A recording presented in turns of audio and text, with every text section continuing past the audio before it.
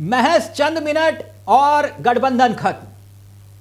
चंद मिनटों में, चंद दिनों में गठबंधन खत्म। महज 7 दिनों के भीतर साम दाम दंड भेद, यही है बीजेपी की सियासत।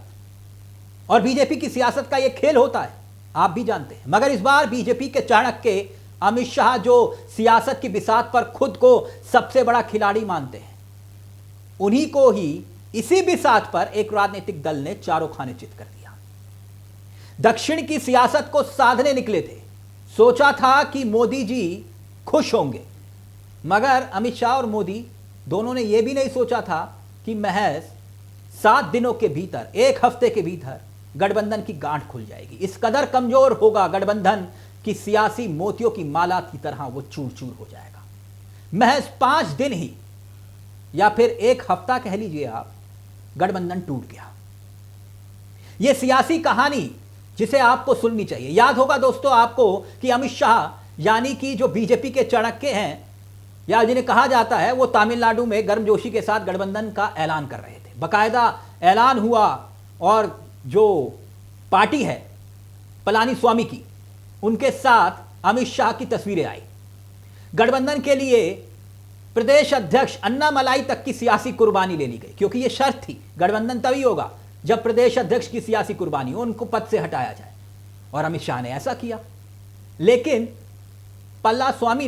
पलनीस्वामी ने एक बात यह भी साफ कर दी कि वो गठबंधन को ताश के पत्तों की तरह बिखेरने जा रहे हैं। ताश के पत्तों की तरह गिर दिया। पलनीस्वामी ने साफ तौर पर कह दिया कि हमारा और भारतीय जनता पार्टी यानी कि बीजेपी का गठबंधन जो हुआ है, यह बात बिल्कुल साफ है कि हमारा गठबंधन चुनाव के लिए हुआ है, लेकिन चुनाव के बाद अगर हम सरकार बनाने की स्थिति में आते हैं तो हम अपनी सत्ता को बीजेपी के साथ साझा नहीं करेंगे। इस बात की कतई कोई गुंजाइश नहीं है हम अपनी सत्ता के साथ कोई भी बंटवारा करें। बंटवारा नहीं करेंगे। हमारा गठबंधन सिर्फ चुनाव लड़ने के लिए हुआ है। अब दोस्तों, इस बयान से आप क्या समझे?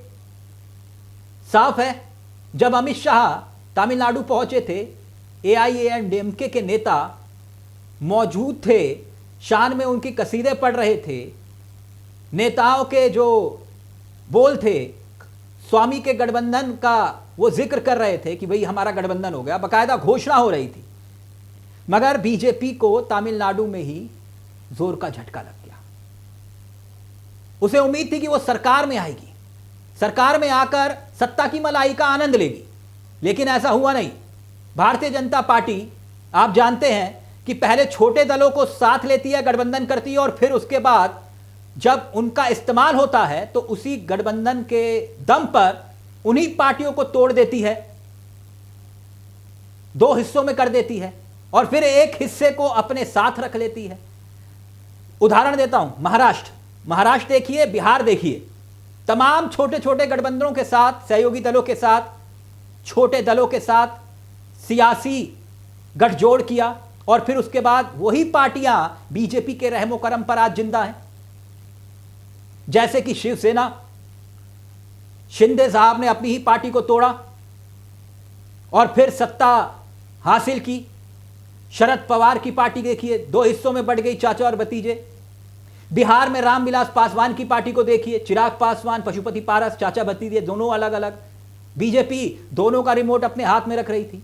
अब ऐसे में जो एआईएडीएमके के नेता हैं, स्वामी साहब, मुझे लगता है कि वो इस बात को समझ गए थे, उनको अंदेशा हो गया था कि उनके साथ भी यही खेला हो सकता है।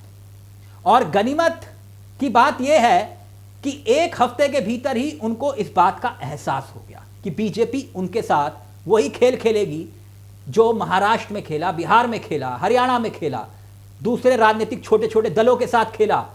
पहले सत्ता का बंटवारा होगा और फिर उसके बाद पार्टी का ही बंटवारा हो जाएगा। तभी तो स्वामी से जब पत्रकारों ने पूछा कि आप लोगों ने गठबंधन का ऐलान किया, अमित शाह के साथ गठबंधन किया, ऐलान हुआ, भारतीय जनता पार्टी के साथ मिलकर आप चुनाव लड़ेंगे, सरकार बनाएंगे, तो फिर इस सवाल के जवाब पर स्वामी साहब रुके, कहा रुकिए, पत्रकार को कहा, टोका, कहा हमारा गठबंधन सिर्फ चुनाव लड़ने का हुआ है, हमारा गठबंधन सत्ता में भागीदारी का या सत्ता में बंटवारे का कतई नहीं है। यह बात बिल्कुल स्पष्ट है। तो दोस्तों, भले ही नरेंद्र मोदी 2014 से पूरे देश में सरकारें बना रहे हैं, भारतीय जनता पार्टी की सरकारें तमाम राज्यों में, अभी दिल्ली में भी सूखा खत्म हुआ, लेकिन दक्षिण भारत, तमिलनाडु की बात कर लें, आंध्र प्रदेश की बात कर लें, तमाम राज्यों की बात कर लें, बीजेपी आज भी अपने पैरों पर वहां पर खड़ा होने की कोशिश कर रही है, कामयाब नहीं हो पाई। और अब अमित शाह को यह लग रहा था कि वो दक्षिण की सियासत को साध लेंगे एआईएमडीएमके की बदौलत, डीएमके और कांग्रेस को सत्ता से बाहर कर देंगे और फिर उसके बाद सत्ता की मलाई खाएंगे। लेकिन ऐसा हुआ नहीं दोस्तों। पहले तो एआईडीएमके ने शर्त रखी और बीजेपी को वो डिमांड माननी पड़ी, अपने प्रदेश अध्यक्ष की बलि ले ली। अमित शाह ने सोचा कि सब कुछ ऑल इज वेल हो गया, लेकिन बात शीशे की तरह साफ थी। अन्नामलाई का इस्तीफा तो करवा लिया, प्रदेश अध्यक्ष की छुट्टी तो कर दी, उनके पद से नया प्रदेश अध्यक्ष भी बनवा लिया, मगर हुआ क्या? शाह को ही चारों खाने चित कर दिया गया। यह है दक्षिण की सियासत का एक नया अध्याय। बीजेपी यह सोच रही थी जो महाराष्ट्र में किया, बिहार में किया, वैसा तमिलनाडु में भी कर देंगे, लेकिन ऐसा हो नहीं पाया। यानी कि खेल करने वालों के साथ ही खेला हो गया, क्योंकि ये छोटे छोटे दल हैं और छोटे छोटे दलों की एक अपनी ताकत है। अभी मौजूदा वक्त में नरेंद्र मोदी को ही देख लीजिए, मोदी सरकार को ही देख लीजिए, माफ करिए एनडीए सरकार को, क्योंकि 2014 से 19 और 19 के बाद 24 तक तो मोदी सरकार थी और 24 के बाद एनडीए की सरकार हो गई, क्योंकि उनके पास यानी कि बीजेपी के पास 240 सीटें हैं। लोकसभा के बाद एकनाथ शिंदे से लेकर अजीत पवार, पवन कल्याण तक सब सहयोगियों से नरेंद्र मोदी सहयोग लेकर प्रधानमंत्री बने। जब नरेंद्र मोदी की बात की जाती है दोस्तों, जब सरकार की बात की जाती है, तो ज्यादातर लोग ये कहते हैं कि यह सरकार नीतीश और नायडू के सहारे चल रही है, उनकी बैसाखियों पर। ठीक है, आपकी बात बहुत हद तक, लेकिन ये बड़े सहयोगी हैं और जो छोटे छोटे सहयोगी हैं, जैसे अनुप्रिया पटेल, एक सांसद हो लेकिन समर्थन चाहिए, 2 सांसद हो जयंत चौधरी के पास फिर भी समर्थन चाहिए। ये छोटे छोटे दल हैं और इन छोटे छोटे दलों की एक अपनी ताकत होती है और ये बात अमित शाह भी बाखूबी समझते हैं। और इसीलिए ये एक जोर का झटका है जो साफ तौर पर दिखाई दे रहा है बीजेपी के लिए। चंद घंटों में, चंद मिनटों में गठबंधन खत्म। और वहां बिहार में पशुपति पारस ने भी कहा अब नहीं साथ आएंगे। और इसीलिए ये खेल बीजेपी जो खेल रही थी तमिलनाडु में, ये दाव उल्टा पड़ गया। गठबंधन सिर्फ और सिर्फ दक्षिण में ही नहीं टूटा दोस्तों, टूटा कहां? बिहार में भी। पशुपति पारस ने भी कहा बीजेपी से कोई वास्ता नहीं। यानी सियासत की बिसात पर मोहरे चलने वाले, साम दान दंड भेद वाले, उनके साथ ही खेल हो गया।